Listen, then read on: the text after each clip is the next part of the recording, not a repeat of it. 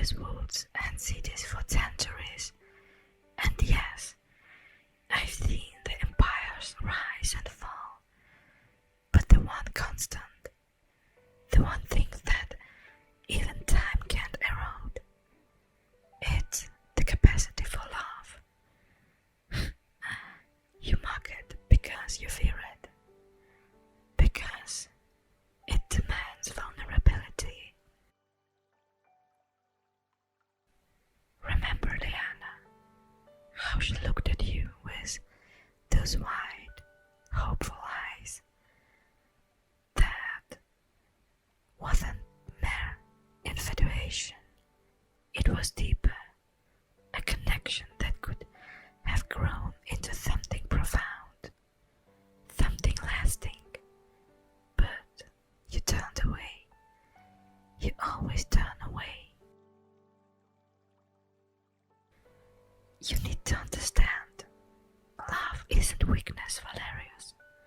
It's a strength, a rare strength to stand by someone else when the shadows lengthen and the nights grow cold. When will you understand that? Oh, and what of eternity? What is an eternity without sharing it with someone who understands the very essence of your soul? You say you cherish our friendship, yet you shy away from the very concept that would make such a bond truly eternal. I know you feel it, the ache, the void that no amount of time or distance can fill. Why do you persist in this solitude? Why push away every chance to true companionship? Oh, you think yourself wise, but you are a fool, Valerius. A fool hiding behind a facade of indifference, protecting a heart that's too scared to admit it needs another. How long will you carry this burden alone?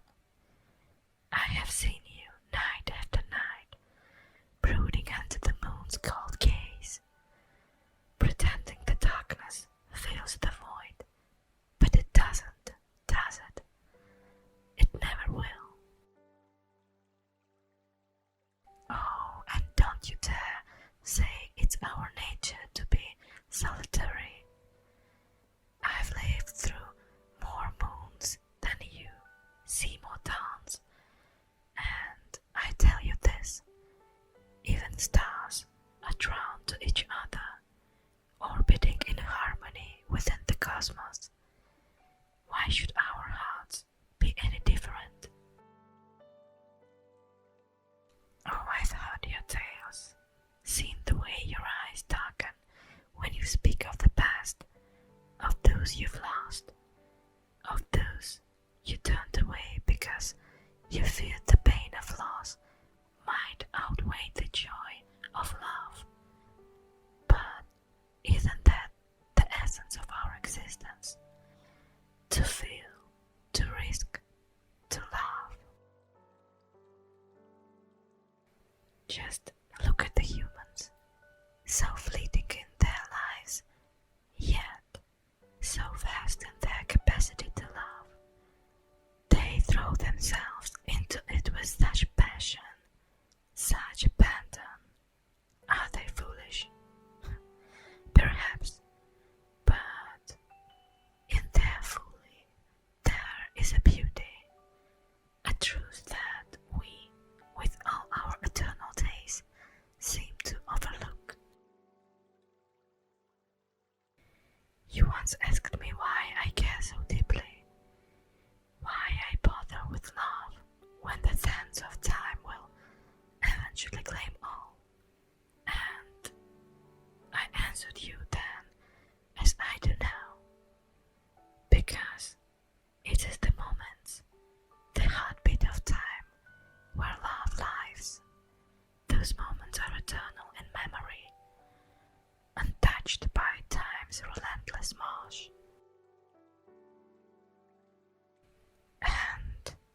stand, old friend, at the crossroads of another such moment? Will you choose again the path of solitude, of eternal night without a dawn? Or will you dare to step into the light of love, to risk the pain for a chance at true joy? Now, it's not about finding someone who will not cause you pain. It's about finding someone whose presence, whose very essence, make the pain bearable, the nights shorter and the darkness less overwhelming. I see you, Valerius, more than you know. I see the battle within, the war between your nature and your heart. But ask yourself, what is a heart if not to feel? What is an eternity if not to be shared? I will not force you. I cannot. This path is yours to choose, and yours alone. But know this, my dear friend, you are not alone in your fears, nor in your desires. I too have walked the path you tread, shunned the cause of heart, fearing the pain of its breaking, but no more. So I ask you, Valerius, not as an elf to a vampire, but as one immortal soul to another, what is that you truly desire? What is that you fear? And is that fear worth a lifetime of solitude? Do not answer now, not in haste. Reflect upon what your heart whispers in the quiet of the night, when all pretense fall away and you are left with the raw, unguarded truth of your soul. I will wait, as I have waited before, for you are worth every moment of patience. But remember, even eternity has its limits, and even stars eventually fade. What will your light reveal when the dawn finally comes? Oh, Valerius, dear Valerius, before you speak your heart, there is something I must confess, something that weighs heavily upon me, shadowing every word we've shared tonight. It is the reason why, despite everything, we cannot walk the path of love together, not in the way, perhaps, we both desire. Throughout the ages, our kinds have mingled in alliances and friendships, yet there are ancient laws, old magic that binds us, restrictions woven into the very fabric of our beings. These are not merely edicts set by elders. They are protections, barriers that cannot be lightly cast aside. I am bound by the covenants of my ancestors, sacred pacts made to preserve the balance of nature, to ensure that the essence of elfkind remains untamed by deeper shadows. These pacts are not merely written scrolls, but a living bond, sealed by the magic of the old world.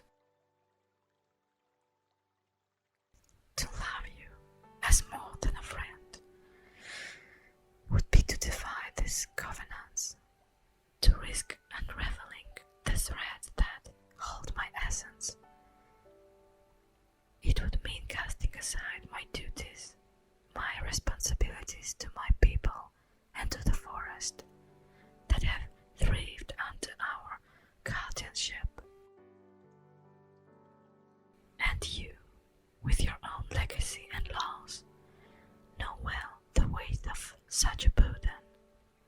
Your lineage is steeped in the preservation of your kind, in maintaining the delicate balance between the mortal world and that of the shadows.